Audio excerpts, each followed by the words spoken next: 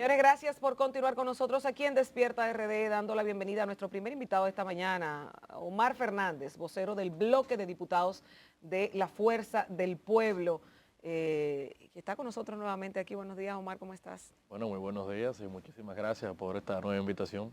Qué bueno. Yo te vi en el Congreso, te vi al principio, luego de que acabó el discurso, no sé dónde te metiste, me imagino que ustedes se fueron al área de la rueda de prensa que iban a estar preparando, pero queremos tu valoración del discurso para Despierta RD, del tercer discurso de rendición de cuentas del presidente Abinader. Bueno, sí, dejaste de vernos porque nos fuimos al bloque de diputados de la Sí, te Fuerza del estoy Pueblo, diciendo, te fuiste ahí. donde hubo una rueda de prensa luego. Pero bueno, te diría que ese día, primero, por un mandato de la Constitución, fuimos a dejar instalada la primera legislatura ante el Congreso Nacional, en mi caso en la Cámara de Diputados, y luego nos trasladamos a la Asamblea a escuchar la rendición de cuentas del presidente, que también es un mandato constitucional. Y fui con expectativas similares al resto de los dominicanos, a escuchar no solo lo que el presidente podía exhibir en el último año, sino también quizás las cosas que vienen de cara al futuro. Y sobre todo esperando que el presidente abordara los temas que para mí eran más acuciantes y urgentes para la República Dominicana. Seguridad ciudadana, por ejemplo, que de hecho lo abordó, pero creo que quedó pendiente quizás responder algunas interrogantes que le queda pendiente al pueblo dominicano, como por ejemplo, ¿qué vamos a hacer con una realidad que vivimos hoy? Y es que ya poco importa si vives en un sector rico y exclusivo o en un barrio humilde. Desde que sales de la puerta de tu casa te sientes automáticamente inseguro. Y vivimos en una época en la que ya no sabes distinguir entre si una persona que viene en una motocicleta es una persona honrada y digna que va camino a su trabajo o si estás a punto de ser atracado. Si nos vamos al tema de la inflación y el alto costo de los alimentos, eh, quedó pendiente también explicar qué hacemos ahora con el precio del pollo, que cuesta 80 pesos la libra, qué hacemos con el precio del pan, 10 pesos la unidad, el huevo, 10 pesos la unidad, el precio del aceite, ni te digo. Entonces, bueno, creo que son temas que quedaron pendientes, sobre todo cuando el presidente decía que ha aumentado la producción de todas esas cosas y que hoy evidentemente no se reflejan los precios que vemos ni en supermercados, ni en mercados, ni en los colmados. Entonces, bueno, te diría que aunque llegué con algo de esperanza, porque por supuesto que apuesto a que el presidente pueda abordar esos temas y que le lleve soluciones a los dominicanos, porque nunca se puede apostar al fracaso total de un gobierno para que le vaya mal a mi país. Eso sería ser un opositor irracional e ilógico, claro. Y yo apuesto todo lo contrario, pero lamentablemente algunas interrogantes no quedaron bien respondidas ese día. ¿Cuáles? Bueno, las que te acabo de decir, por ejemplo, también a modo de sátira hablaba del pollo index y luego del plátano index, que quedó pendiente, en algún momento lo explicará. Sobre todo porque si nos vamos a datos del Banco Central, no datos de Omar, datos del propio Banco Central, nos daremos cuenta que hasta agosto del 2020, a la fecha, en enero 2023, hemos visto un incremento sustancial en el costo de la canasta básica promedio, de 36.085 pesos a 43.485 pesos, es decir, un aumento de 7.400 pesos en 2 años y algo. Cuando hablábamos, por ejemplo, qué tanto hoy tú puedes comprar con el salario mínimo en comparación con antes, vemos que al último trimestre del año 2019, datos del Banco Central, repito, no de Omar Fernández, podías comprar con el salario mínimo en ese momento un 57% del costo de la canasta básica promedio. Hoy menos de la mitad, un 49.9%. Entonces, bueno, cuando comparamos esas cifras, un poco se le desmonta el argumento al presidente, que más que el presidente quisiera pensar que fueron sus asesores. Lo mal asesoraron, lo pusieron a decir quizás cualquier cosa. Y entonces, bueno, evidentemente lo que dicen números no es lo que se refleja en la realidad de las mesas de los dominicanos el día de hoy. Claro. Siguiendo con el discurso de rendición de cuentas del presidente Abinader, él también se refirió a la política exterior. Y siendo Leonel Fernández el líder del partido en el que eres parte, la Fuerza del Pueblo, quien en su primer mandato le dio apertura, desarrolló y amplió las relaciones internacionales del país, de nuestra República Dominicana, ¿qué opinas tú? Siendo un gobierno distinto, porque anteriormente la política exterior podemos decir que seguía siendo la misma, cambiaba de gobierno, pero era el mismo partido político. Ahora estamos hablando de un partido diferente y obviamente una política exterior distinta. ¿Qué opinas tú del acercamiento que tiene este gobierno con los Estados Unidos, desarrollados escrito en su política exterior, y sobre todo el tratamiento que le ha dado Haití? Bueno, me parece que la política exterior que tiene este gobierno respecto a Estados Unidos es correcta. Pienso que la relación que mantenemos con nuestro principal socio comercial es es clave para el desarrollo de la República Dominicana, es estratégico por demás y Estados Unidos siempre ha sido un gran aliado de la República Dominicana, por lo que yo celebro que se continúen esos esfuerzos de mantener y reforzar aún más las relaciones que podamos tener con Estados Unidos. Justamente por esas buenas relaciones que tenemos con ellos y viendo el tema de la crisis que tenemos con el país vecino que compartimos isla, Haití, es la razón por la que le exhortaría al gobierno a que continúe los aprestos, los esfuerzos, que he visto que lo ha hecho, en aras de que Estados Unidos pueda colaborar, porque es un tema ya internacional. Ya los haitianos no solamente vienen a la República Dominicana, se van a Centroamérica, se van a Sudamérica y evidentemente a Estados Unidos también. Y entonces por eso le pediríamos con aún más ahínco, con aún más fuerza a Estados Unidos, que es nuestro principal aliado y socio comercial, que le ponga atención a la situación, que nos ayude, convirtiéndose en una voz para que la comunidad internacional pueda venir al rescate de Haití y que pueda ayudar a la República Dominicana y que se ayuden ellos también, porque ya, como le acabo de decir, los haitianos no solamente migran a la República Dominicana, ya buscan otras alternativas y el tema ya empieza a afectar a otras naciones vecinas de la región. Omar, el presidente, digamos que exponía en su discurso de rendición de cuentas algunos logros desde el punto de vista macroeconómico. Y entre ellos estaba el tema, o está el tema, de la tasa de política monetaria que ha tenido el gobierno, que, bueno, veía hace unos minutos que fue reiterada, fue fijada nueva vez a un 8.5% por cuarto mes consecutivo. ¿Tiene eso repercusiones? ¿Es válida? ¿Es correcta esa tasa de política monetaria hoy día? Porque eso pudiera incidir en muchas otras cosas, así como para limitar en alguna medida la inflación, puede tener otras consecuencias. Sí, mira qué bueno que me lo preguntas, Cristian, porque anoche casualmente hacía un estudio, preparándome incluso para responder y desmontar algunos de los temas que se abordaron en el discurso, y uno de ellos fue ese. En su momento se entendía, y hasta lo di por bueno y válido, que la política monetaria era aumentar la tasa de interés para controlar la inflación. Eso es una política que se da en Estados Unidos, en cualquier otro país. Pero creo que ya es desproporcional y tendríamos que ver los efectos que está ocasionando. Todo aquel que tiene un préstamo, y el cálculo que hacía anoche era más o menos el siguiente, y es que toda persona que tuviera un préstamo promedio de unos 3 millones de pesos aproximadamente, si hace un tiempecito pagaba 17,000 y tantos de pesos, hoy está pagando cerca de 24,000 pesos, 25,000 pesos al mes. O sea, paga mucho más por el mismo préstamo de lo que pagabas hace un 7, tiempo. 8 mil pesos. 7, 8 mil pesos más. Yo que tengo mi propio préstamo también en el banco, más de un préstamo de hecho, también lo he sentido evidentemente. Y sé que ningún otro dominicano que tenga un préstamo escapa de esa realidad. De forma que yo creo que ya la política monetaria de repente tendríamos que repensar lo que está sucediendo, porque si a los ya precarios salarios que reciben los trabajadores dominicanos, una clase media ya bastante maltratada, que el dinero hoy le alcanza para sobrevivir a fin de mes, que ya vemos lo que el pollo índice le está ocasionando en la mesa de los dominicanos, también le agregamos el que los préstamos se encarecen, entonces estamos viviendo una especie de una situación que parecería en el corto plazo como calamitosa. Y yo creo que el pueblo dominicano no merece eso en este momento. Y justamente con el tema de los préstamos, una de las primeras partes del discurso del presidente se refería a la buena valoración que tiene el país y que fue inclusive por el manejo de alguna forma de la deuda pública, felicitado por el Fondo Monetario Internacional, entre otros puntos. No recuerdo exactamente la cita, pero el presidente hace alusión a que fue correcto el endeudamiento. Fue en la Cámara de Diputados donde más se ha debatido el tema de si son o no correctos la cantidad de préstamos, 21,000 millones de dólares, si no me equivoco, en préstamos ha adquirido el gobierno en los 2 años y 6 meses que tiene de gestión. ¿Ha sido valorado correctamente por parte de la Fuerza del Pueblo esto? El tema de los préstamos, el endeudamiento, no sé si tiene que ver directamente con el cambio en el historial crediticio de la República Dominicana, que dice el gobierno que es histórico también, de BB menos a BB. Cuéntanos un poquito de eso, porque esa parte de estar endeudados y de que nos va bien, entonces hay una disparidad y a lo que la gente pelea. Sí, y siempre he intentado como legislador ser muy cuidadoso con el tema de los préstamos, porque no quisiera yo de cara al futuro entonces que me diga incoherente si cambio de posición con una cosa u otra. ¿Y a qué me refiero específicamente? ¿No fue una puya? No, para nada, sino la realidad. No, por si acaso. ¿Y qué quiero decir con esto? A ver, los préstamos no son malos por el hecho de ser préstamos. Ajá. Depende para qué. Exacto. Depende de la prioridad del momento.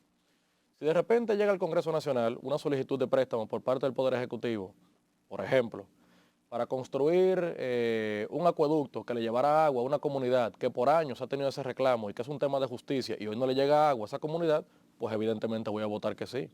Como de hecho, he votado positivamente por algunos préstamos y cada vez que lo hago, lo señalo. Porque no es ser...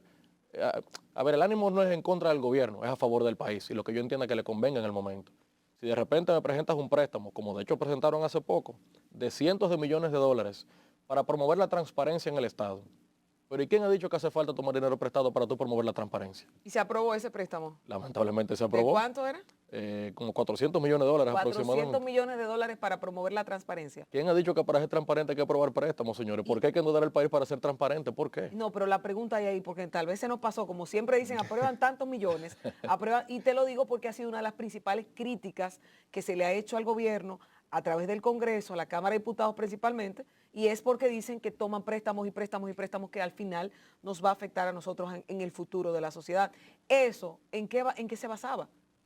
Bueno, ese préstamo hablaba de que era importante promover una cultura de transparencia, de que había que formar a los funcionarios para que fueran transparentes, entre otras cosas, y para eso se requerían 400 millones de dólares. Aproximadamente, 2 o 3 milloncitos menos o 3 milloncitos más, pero por ahí va la cosa. Y honestamente me pareció algo insólito que esa cantidad de dinero, seguir comprometiendo la soberanía de nuestro país para una política de transparencia que para mí no requiere una gran inversión en ese sentido, pero bueno, fue lo que se aprobó en el momento. Y entonces... como para cerrar con el tema, lo que te quiero decir es que depende para qué, no es en contra del gobierno, es a favor del país. Préstamo que se entienda, primero, que tenemos capacidad de pagarlo. Y segundo, que se corresponda con una prioridad del momento, evidentemente estaremos de acuerdo. Y con lo que no, pues por supuesto que votaremos que Te no. voy a decir cuál fue la frase exacta. Dice, el manejo prudente y proactivo de la deuda ha sido reconocido por el Fondo Monetario Internacional. Para que usted entienda que no saqué de contexto. Habló el presidente de que buena deuda, o sea, el buen manejo de la deuda ha sido reconocido. Ay. Una pregunta. Tú como joven político, ¿qué o cuáles propuestas tomarías de los dos principales jóvenes políticos que hay a nivel internacional y en nuestra región que han llegado al poder siendo de los más jóvenes? Hablamos de Nayib Bukele, ahora mismo en auge con el sistema penitenciario que ha aplicado. Y en otro caso a Gabriel Boric en Chile con el sistema de salud. ¿Cuáles referencias pudieras tú decir esto se pudiera tomar y obviamente adaptado para la República Dominicana?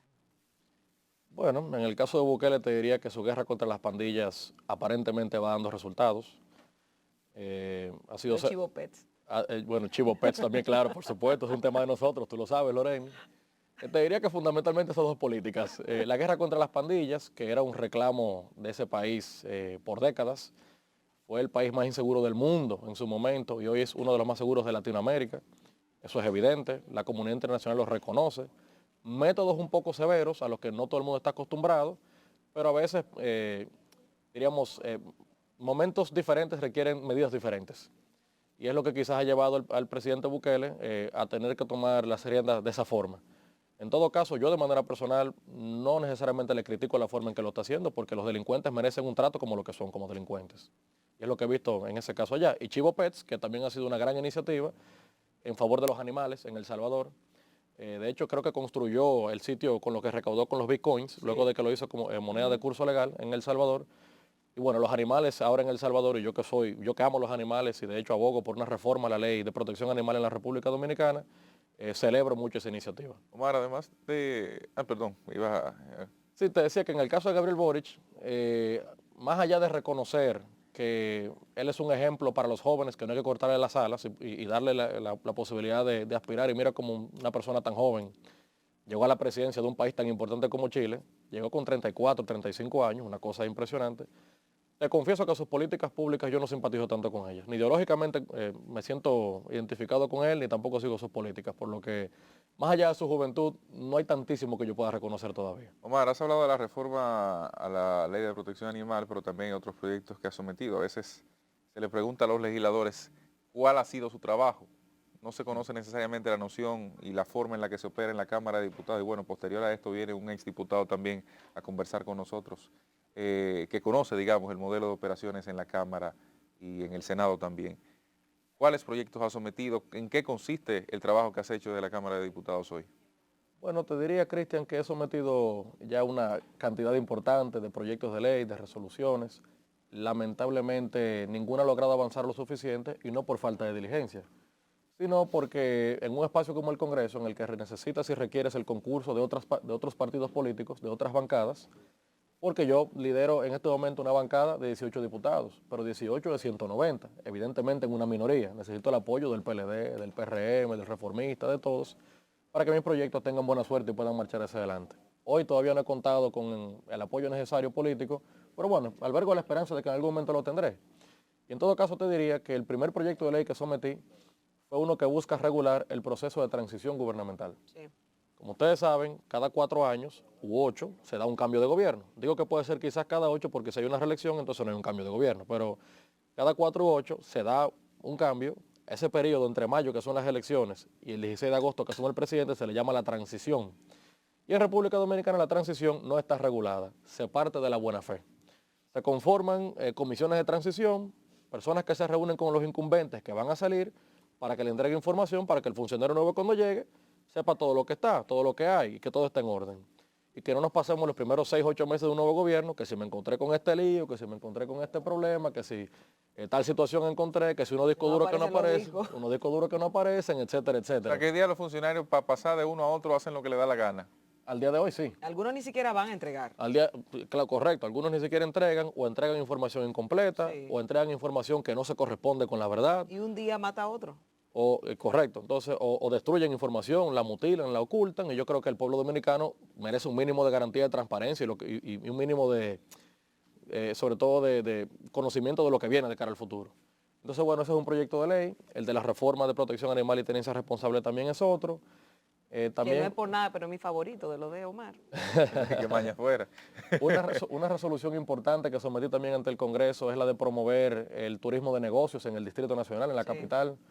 El centro de convenciones más importante y más cerca de la República Dominicana queda en Puerto Rico, en San Juan, o sea, en Santo Domingo. Ni en la República Dominicana tenemos un centro de convenciones de un tamaño importante que pueda albergar cumbres importantes, eventos internacionales, cumbres de médicos, cumbres de videojuegos, ya que es una industria mundial. Y eso evidentemente llevaría a que tengamos más hoteles, más habitaciones hoteleras ocupadas, mejor gastronomía, más restaurantes, más empleos para los capitaleños y provincias aledañas. Y yo creo que ayudaría bastante a dinamizar la economía. Hoy no lo tenemos, albergo la esperanza de que se pueda aprobar en el Congreso para que podamos llevar la capital hacia adelante, y son de los temas que estamos abordando en el Congreso Nacional. Ojalá que así sea, Omar, porque yo te voy a dar un dato. Me encargaron organizar un evento que era para 2.000 personas tipo cumbre y no hay un solo sitio porque los que están disponibles, que están por Punta Cana, están llenos el año completo en el calendario. O sea, necesitaban 4 días y está todo lleno.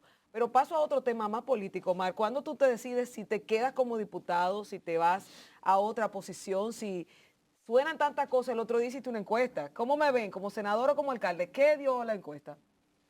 En esa encuesta estoy contando todavía. ¿Está contando todavía? Omar, mira aquí, mira los muchachos. ¿Cómo ustedes lo ven? ¿Como senador o como alcalde? Senador, ¿quién más? ¿Cómo lo ve? Alcalde, ¿cómo lo ve? Senador, ¿cómo lo ve? Dame clara la vaina ahí. Diga cómo lo ve. Mira, ¿qué no lo quiere decir? ¿Qué es lo que tú quieres, Omar? Porque hay dos cosas. Ahí ayer estuvieron nosotros analizando. Estuvo primero Domingo Contreras del PLD, luego estuvo Rafael Paz de la Fuerza del Pueblo. A ambos le preguntaba, en una posible alianza, ¿usted qué estaría dispuesto a sacrificar para lograr llegar nuevamente este partido al poder? Rafael Paz decía que él va a ser un soldado de su partido, que lo que el partido diga, pero que el partido quiere, a opción mayoritaria, que él sea alcalde. Y Domingo Contreras decía lo mismo, que él va a ir donde lo coloquen. ¿Qué es lo que va a pasar ahí? Bueno, yo te diría que, a ver, primero, lo primero que pienso es que si algo le he cuestionado a muchos políticos en el tiempo, es que a veces descuidan lo que tienen por estar pensando en lo que viene. Y yo en este momento debo estar muy concentrado en lo que tengo en mis manos, que es una diputación. Incluso con un elemento que se le agregue, es que ahora soy vocero de mi bancada. Así es. Me toca liderar la bancada hasta el 16 de agosto y es como tanto trabajo que tengo encima que intento concentrarme mucho en eso y no marearme con lo que pueda venir en el camino. Pero en todo caso también pienso en mi futuro. No, tampoco le diré a los televidentes que no pienso lo que puede venir para mí. Claro. Yo creo que la ley ahora tiene plazos, eso vendrá en su momento. Yo pienso que repetir como diputado para mí sería una gran cosa, porque significaría que me dan una segunda oportunidad a los capitaleños. Y si me la dan es porque lo hice bien. Entonces sería un gran honor para mí. Si eso es repetir como diputado, imagínate otra cosa. Ahí tendríamos que preguntarnos qué es más fácil, si cruzar la calle o cruzar el pasillo en el sitio donde estoy. Y bueno, luego de que determinemos qué es más fácil de los dos y sobre todo qué requiere el partido en su momento, yo con mucho gusto aceptaré lo que sea que el partido tenga para Y mí. diplomáticamente, así como lo dices, ¿habrá alianza entre la Fuerza del Pueblo y el PLD? Yo pienso que se está gestando en este momento un gran frente opositor, que va a integrar más de 10, 12, probablemente hasta 14 partidos políticos. Y la Fuerza del Pueblo está de acuerdo con pactar con todas las fuerzas políticas que compartan nuestros principios y nuestros valores. Eso es algo que no está para negociarse, y siempre que sea así, podremos hacer pactos y alianzas con muchos partidos políticos. Bueno, lo dijo Omar Fernández. Todavía no sabemos si va para senador, si va para alcalde, si se queda como diputado, pero lo que sí sabemos es que tiene muchos proyectos interesantes. Y para todos los que somos animalistas, rescatistas y protectores de este sector, sabemos que también tenemos un aliado interesante aquí que está modificando en el Congreso, proponiendo la modificación de la ley 248-12. Seguimos activos, usted cuenta con un equipo grande. Señores, vamos a una pausa gracias a Omar Fernández. En breve está aquí el señor Ulises Rodríguez, caray, uno de los puntos del presidente que son positivos, el tema del crecimiento de la zona franca. Otro que está pensando si alcalde o senador. Óigame, alcalde o senador, sí, óyeme una cosa. En el país, que no sé por qué Ulises no lo ha explotado, y eso es una investigación que yo hice, en el país existen solo 4 patentes, 40 patentes, ¿ustedes sabían? De proyectos de invenciones. 16 de estas se crearon en una feria que hizo Ulises en Santiago, que lleva 2 años. De eso y más hablamos, y sobre todo el discurso, aquí en Despierta RD con Ulises Rodríguez, director del Centro de Competitividad, Desarrollo y Competitividad Industrial. No se muevan.